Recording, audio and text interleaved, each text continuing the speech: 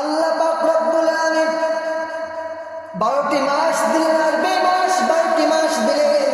12টি মাসের নাম হলো মুহররম, সাফর, রবিউল আউয়াল, রবিউল সানি, জামাতুল আউয়াল, জামাতুল সানি, এইভাবে 12টি মাস দিলেন আরবি মাস। এই 12টি মাসের ভিতরে সবথেকে যে ফজিলতপূর্ণ মাস কোন মাস? মাহে রমজান মাস। এই মাসটাকে আল্লাহ পাক রব্বুল আলামিন এত দামি বানালেন কেন? এত এত মর্যাদা কি জন্য দিলেন এই মাসটাকে? আল্লাহ পাক রব্বুল আলামিন আমাদেরকে মাস দিলেন, তার ভিতরে সবথেকে যে ফজিলতপূর্ণ মাস হলো মাহে রমজান মাস। আমরা মাসের কাছে প্রশ্ন করব, মাহে রমজান মাস বাকি 11টি মাস এত দামি নাই কেন? তুমি এত দামি হইলা, তুমি এত পাহাড়পুর হইলা কেমনে?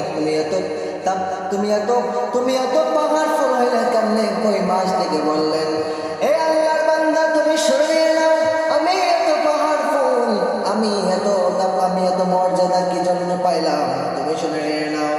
শাহরু রমাদান আল্লাযী উনজিলা ফীহিল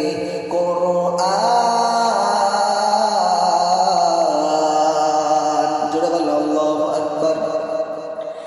মাস থেকে বললেন, হে আল্লাহর বান্দা, এই মাসে কোরআন নাযিল হয়েছে বিদায় এই মাস থেকে আল্লাহ পাক রব্বুল আলামিন দামি বানায়া দিলে।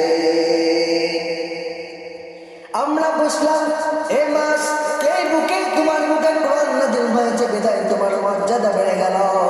কিন্তু কোরআন কোন টাইমে নাযিল হয়েছে, কোন সময় নাযিল হয়েছে? এবার মাস বলেন, ওটা আমি বলতে পারবো না, তুমি কোরআনের কাছে প্রশ্ন করো। কোরআনের কাছে প্রশ্ন করলাম, হে কোরআন, তুমি মাহে রমজান মাসে নাযিল হয়েছে, মাহে রমজান মাসের মর্যাদা বেড়ে গেল, কিন্তু তুমি কোন সময় নাযিল হয়েছে? দিনে না রাতে নাযিল হয়েছে?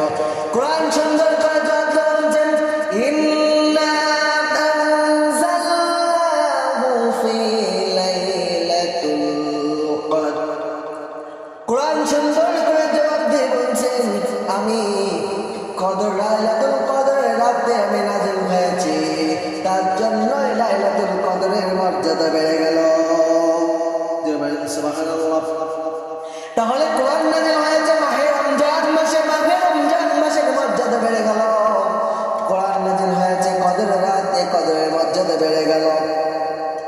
আপনি আমি যদি এই কোরআন মেনে চলে, আপনি আমি যদি এই আমাদের জীবনের সাথে কোরআনের সম্পর্ক থাকে, আমাদের সাথে যদি আমাদের ইখলাসের সাথে যদি কোরআন থাকে, তাহলে আমাদেরকেও